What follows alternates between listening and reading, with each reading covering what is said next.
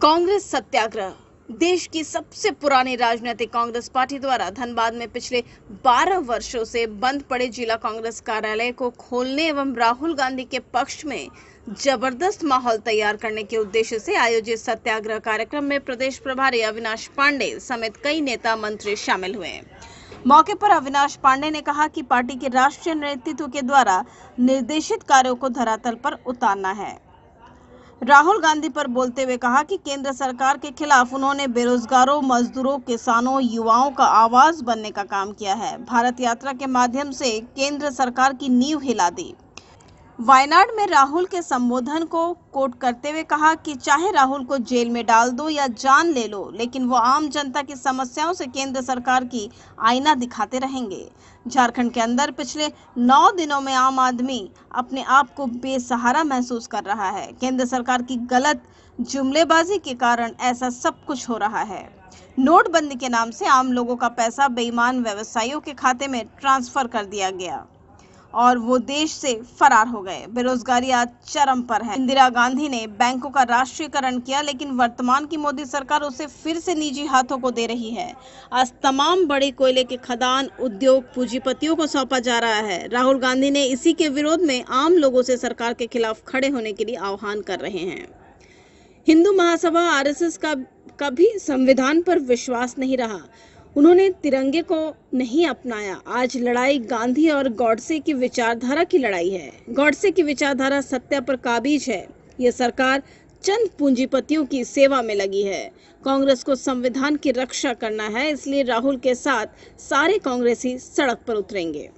वहीं अपने बयानों के लिए मशहूर मंत्री बन्ना गुप्ता ने कहा कि बहुत जल्द सभी संवैधानिक प्रावधानों को पूरा कर कांग्रेस कार्यालय का ताला खुलवाएंगे। जब तक ताला नहीं खुलेगा तब तक इसी स्थान पर पार्टी का जिला कार्यालय संचालित होगा। साथ ही एसएनएमसीएच में कई वर्षों से जमे सफाई ठेकेदार पर भी कार्रवाई की बात कही।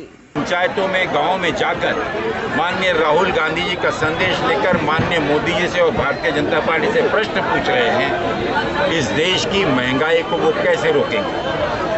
इस देश की आसमान छूती हुई बेरोजगारी के लिए उनके पास में क्या उपाय है, क्या यंत्र है? इस देश की गिरती हुई अर्थव्यवस्था को वो कैसे रोकेंगे?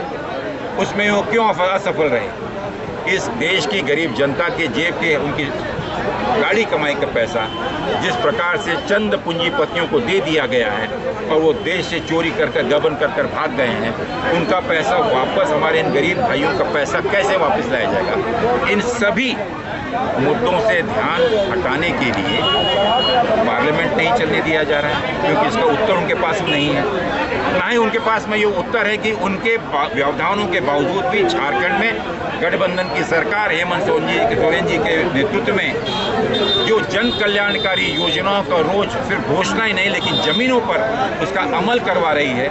जहाँ पर जीएसटी का पैसा रोक दिया गया हो, प्रदेश के गरीबों को देने वाले अनाज को रोक दिया गया हो, जहाँ पर जीएसटी के माध्यम से मिलने वाला जो हमारा हिस्सा है उसे रोक दिया गया हो, जहाँ पर पीने के पानी की व्यवस्था के लिए जो योजनाएं बनाई गई उसे विफल करने की साजिश रची गई हो, उसके बावजूद भी एक गठबंधन सरकार का संकल्प है कि इस प्रदेश की जनता को जैसे कैसे क्यों ना हो, लेकिन उनको सुविधाएं पहुंचाने का काम एक गठबंधन की सरकार कर रही है। और जब उन्होंने ये देखा कि इतने व्यवधानों के बावजूद भी इस प्रदेश की जो लोकतांत्रिक तरीके से चुनी गई लोकप्रिय सरकार है, उस सरकार को कमजोर करने की साजिश, विधायकों को खरीद फरोख्त करने की अफवाहें, उनके ऊपर संशय की उंगली उठाने वाली कृत्य जो उन्होंने किया, उसके बावजूद भी यहाँ की सरकार तटस्थ तरीके से टस से मस नहीं हो रही है।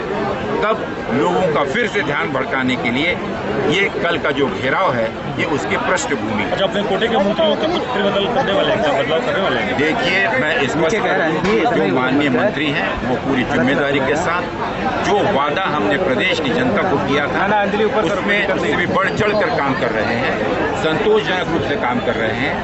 अगर इस प्रकार का कोई अवसर आता भी है तो वो अवसर इस प्रकार से उनका जो भी समीक्षा होगी, चाहे मैं हूँ, चाहे अध्यक्ष जी हैं, चाहे मंत्री जी हैं, चाहे राजनीति तो राजनीति होगी।